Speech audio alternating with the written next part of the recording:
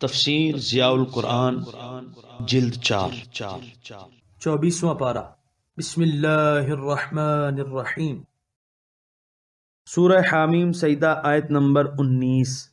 وَيَوْمَ يُحْشَرُ أَعْدَاءُ اللَّهِ إِلَى النَّارِ فَهُمْ يُوزَعُونَ۔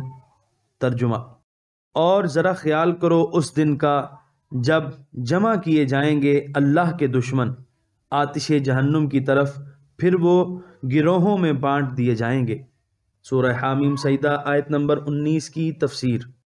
اللہ تعالیٰ کے دشمنوں کو قبر سے نکال کر جہنم کے کنارے تک ہانک کر لے جائیں گے، اور وہاں جو پہلے پہنچیں گے انہیں روک لیا جائے گا تاکہ بعد میں آنے والے بھی آ جائیں، پھر ایک ساتھ سب کا حساب شروع ہو، کیونکہ عدل اور انصاف کا تقاضا یہ ہے کہ سب حاضرین کی موجودگی میں ہر شخص کے مقدمے کا فیصلہ ہو، تاکہ اگر کسی کو کوئی بطور گواہ پیش کرنا چاہتا ہے تو وہ اس کا نام لے اور گواہ حاضر ہو جائیں۔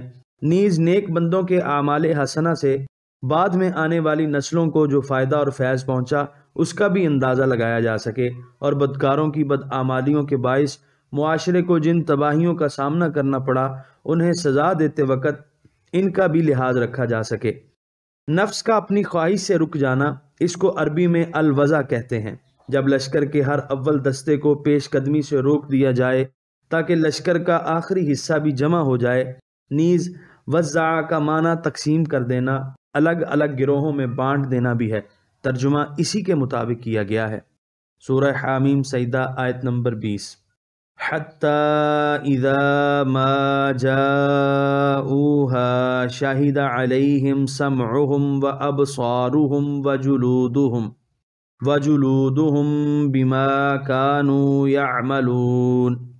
ترجمہ: یہاں تک کہ جب وہ دوزخ کے قریب آ جائیں گے تو حساب شروع ہوگا، اس وقت گواہی دیں گے ان کے خلاف ان کے کان، ان کی آنکھیں اور ان کی کھالیں اس کے بارے میں جو وہ کیا کرتے تھے۔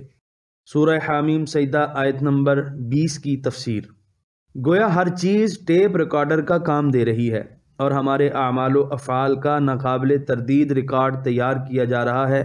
قیامت کے روز اگر کوئی شخص کرامن کاتبین کی گواہی ماننے سے انکار کرے گا تو ان اعضاء کو بولنے کا حکم دیا جائے گا، اس کے بعد کسی کو یا رائے انکار نہ ہوگا۔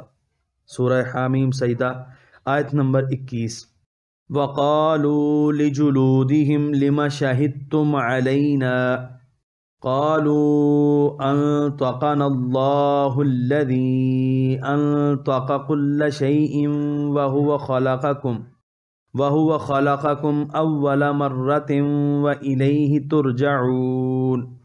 ترجمہ: اور وہ کہیں گے اپنی کھالوں سے، تم نے ہمارے خلاف گواہی کیوں دی؟ وہ کہیں گے ہم بے بس ہیں، ہمیں تو گویا کر دیا ہے اللہ نے، جس نے گویا کیا ہے ہر شے کو، اور اسی نے تمہیں پیدا کیا تھا پہلی مرتبہ، اور اب اسی کی طرف تم لوٹائے جا رہے ہو۔ سورہ حامیم سجدہ آیت نمبر 21 کی تفسیر۔ وہ بڑے سٹ پٹائیں گے اور اپنی کھالوں کو کوسنے لگیں گے۔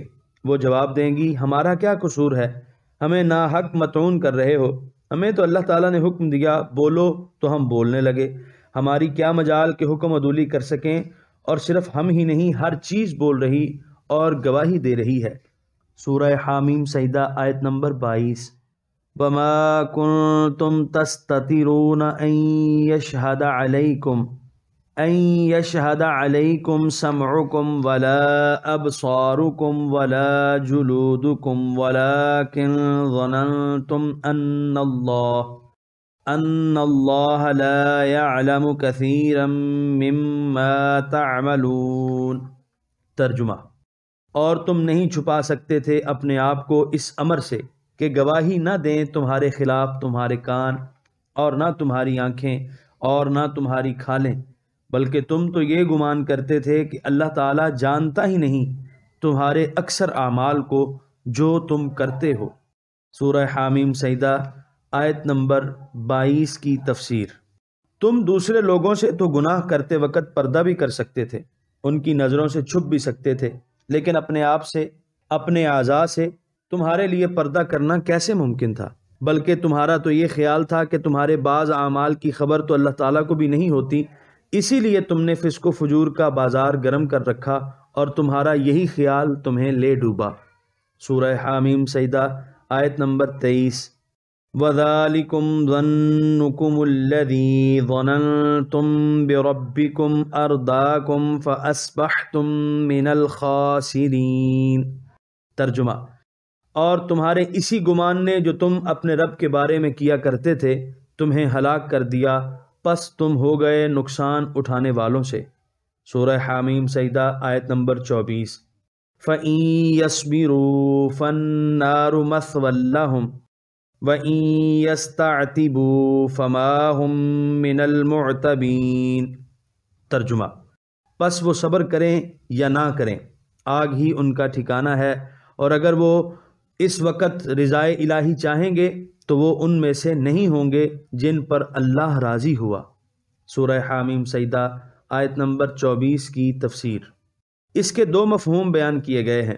جب انہوں نے دنیوی زندگی میں دوزخیوں کے اعمال پر صبر کیا تو اب وہ آتش جہنم میں جلیں، جو کام زندگی بھر وہ کرتے رہے ہیں اب اس کی سزا بھگتیں۔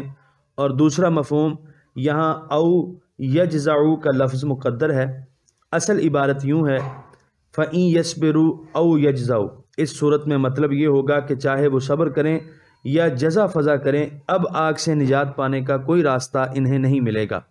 استعتب کا معنی ہے کسی کی خوشنودی اور رضا طلب کرنا۔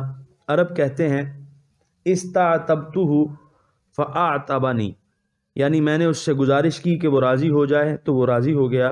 یہاں بتایا جا رہا ہے کہ کفار و مشرکین قیامت کے دن جب جہنم کے کنارے پر لا کر کھڑے کر دیے جائیں گے اور وہ بھڑکتے ہوئے شعلوں کو دیکھیں گے تو اس وقت اللہ تعالیٰ کو راضی کرنے کی کوشش کریں گے، بڑی معذرتیں پیش کریں گے، زمین پر ناک رگڑ رگڑ کر معافی مانگیں گے، لیکن سب بے سود۔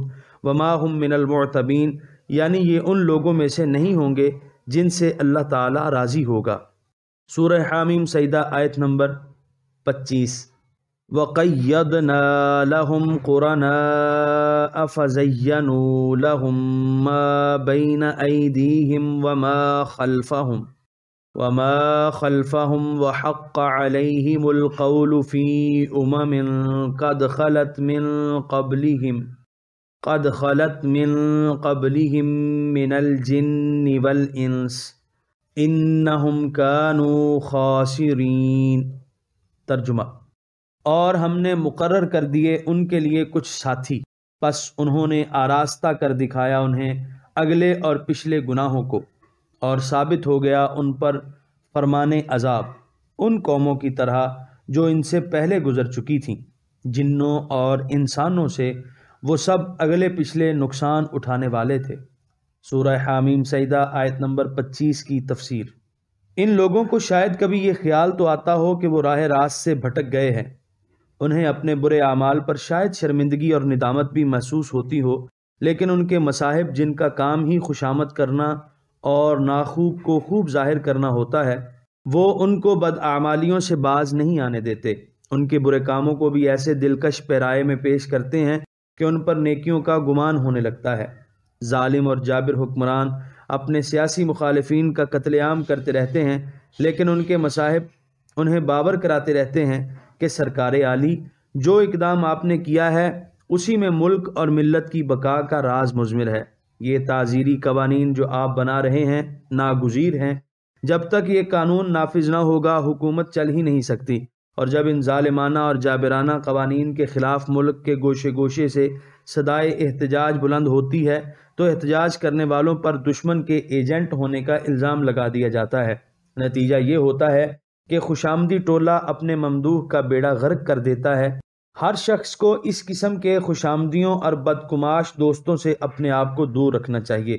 خصوصاً ارباب اقتدار کا فرض ہے کہ وہ ایسے لوگوں کی گمراہ کن باتوں میں آ کر اپنے آپ کو اور اپنی قوم و ملک کو تباہ و برباد نہ کر دیں۔